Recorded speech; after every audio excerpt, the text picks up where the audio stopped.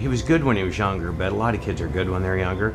But I think the point hit when he got on the mound during a prospect camp, and one of my buddies turned to me and said, "Hey, that was 93 miles an hour." And I thought, okay, he's gonna play for a while. With the first selection of the 2019 MLB Draft, the Baltimore Orioles selected. As far as development went for me, I was smaller. I had trouble with like confidence when I was in high school because you just, like, again, you're just thinking about everyone around you. Are they better than me? Can I even play at this level?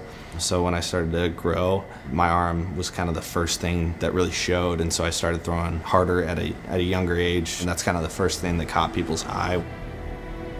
As high school went on and I started to get recruited, I was like, okay, like, awesome, like maybe I can go play like college baseball. I don't know about pro baseball, but at least, you know, people want me to play college baseball. People started to come watch my games.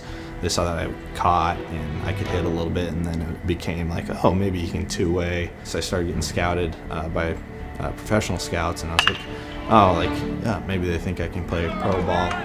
We had some people come in, and it became apparent that he was going to be somewhere in those top 5 rounds. He realized that going to college was going to better equip him for a career in pro baseball. I was getting a scholarship to Oregon State, and just from what I'd heard about guys who had went there, they'd loved the experience, and being a fan, it was almost like a shoe-in for me to go there.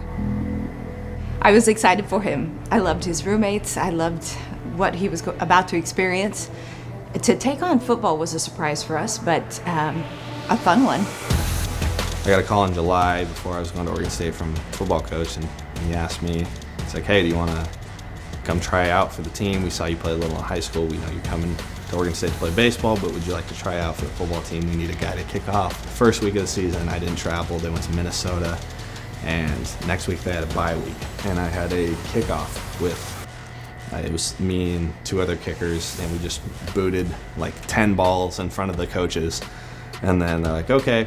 And then the next week against Boise State, they said, all right, you're up. So I was like, all right, I guess it's time to go. So I kicked for the rest of the season. That boy was busy. He had, as you know, all online classes, and football half the day and baseball the other half of the day. So he was a busy young man.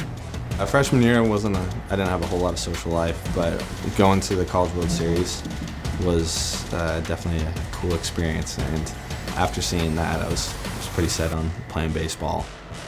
Originally, he was going to go to college and play baseball as a pitcher. That's what he originally got recruited as. I threw 4 bullpens, and I had a bullpen scheduled for the next day after I just caught 3 straight, and our head coach said, we're done with pitching for a little bit. So that was the end of it.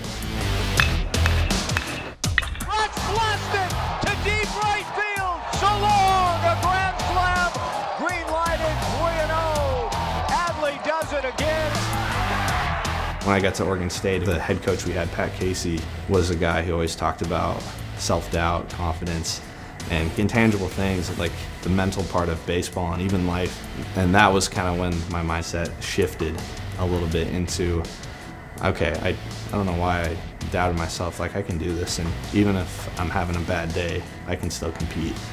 And that was when it really shifted, and I felt like, okay, this is a realistic thing. Inside the park, and he's going for it. Adley Rutschman trying to make it all the way home. Woo! Rutschman keeps rolling him in too. His 101st hit. Boy, has he been a difference maker. Tournament's most outstanding player. They decide that it's Adley Rutschman. You can't argue with a .567 average, a College World Series record 17 hits. That's Adley Rutschman's world right now. After USA Baseball and the College World Series that year, the draft boards for the next year already get put up, and I had been placed at like the #1 spot on pretty much all of them. Adley Rutschman, the consensus favorite to be the #1 pick. He's the best catching prospect probably the last 3 decades. You know, in terms of #1 overall picks, I think he's probably the best #1 overall pick since Bryce Harper in 2010. And he's really the best college catcher we've seen in a while. I was always like, God, I don't know how he's handling this. Every place he went, you know, every time they entered, I had the #1 rated pick, you know.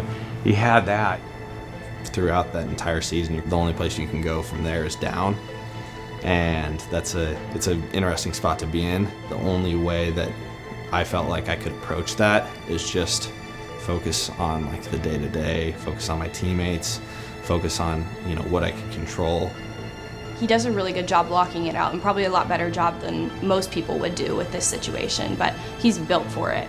He's able to navigate through waters that I can't imagine. I think he's got a lot of great people around him. He loves the people he plays with and works for. His father is one of his best friends.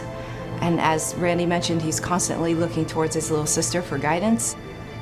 Most of our conversations over FaceTime are not focused on baseball. It's like he wants somebody to go to that's not going to be like, well, you know, you struck out today or something like that. He wants somebody to go to that's going to be supportive of him no matter what, unconditionally. So usually when we have these phone conversations, it's focused around, hey, what TikToks have you been watching lately? And we have to do this one next, or this is a good dance, we got to do this one. So they're always focused on a lot more lighthearted things.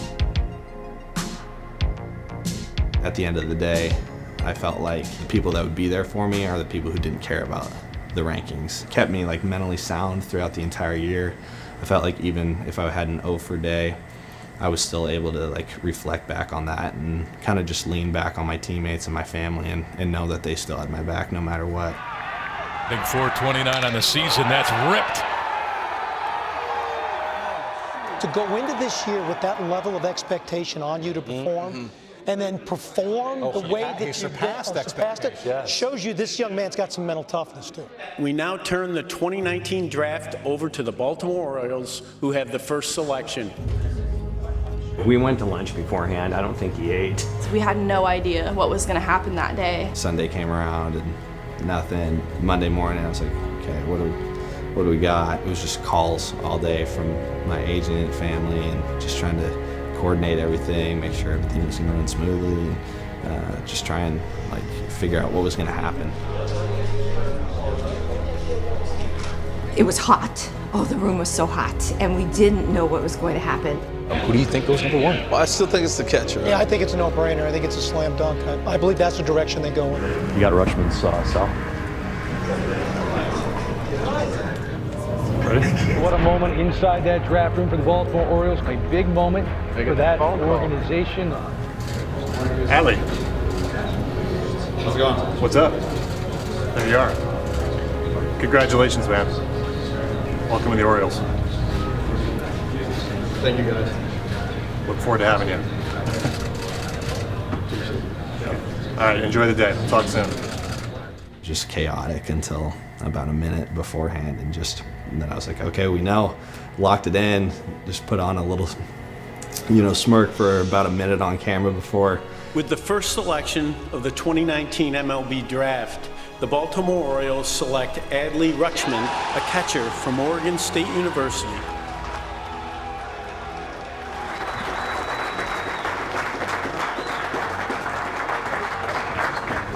There was kind of a tension in the air that got released the moment he did get drafted, and it was just all lighthearted and uphill from there. He was there with his teammates, which really was important to him, and a couple of his close friends. Just to have everyone who was like important in my life there when it happened, and that's kind of how it went. He has all the intangibles, the work ethic, the makeup on and off the field. Didn't really even sink in until a couple hours later, but then it's just kind of on to the next thing after that, and you gotta set new goals and try to achieve new things.